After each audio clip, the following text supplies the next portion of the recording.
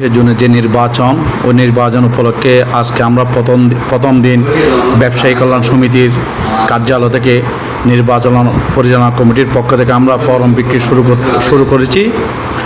Form বিক্রির শুরুতের মধ্যে আমি অত্যন্ত আনন্দিত যে ব্যবসায়ী ব্যবহারা উৎসবমুখর পরিবেশে যে আজকে ফরম কিনেছেন।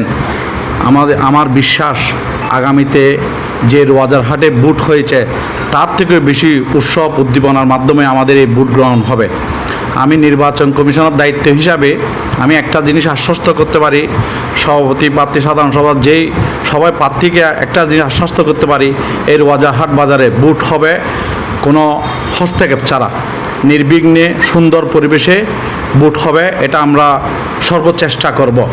তো সেই হিসাবে ব্যবসায়ী ভাইদেরকে আমি অনুরোধ জানাবো, আপনারা এসে আপনাদের যোগ্য প্রার্থীকে নির্বাচন করবেন। আমাদের দায়িত্ব হচ্ছে শুধু নির্বাচন করে দেওয়া, সুষ্ঠু অবাধ ও নিরপেক্ষ নির্বাচন করা। আমরা নির্বাচন কমিশনের মধ্যে যারা দায়িত্ব আছি আমরা সবাই ঐক্যবদ্ধভাবে আমরা সবাই অঙ্গীকারবদ্ধ আপনাদের একটা সুষ্ঠু অবাধ নির্বাচন, গ্রহণযোগ্য নির্বাচন দিয়ে দেব। এই প্রত্যাশায় ব্যবসায়ীরা যেভাবে আমাদের উদ্দীপনার সহিত আজকে এই ফরম কিনেছেন, আমি তাদেরকে সাধুবাদ জানাই।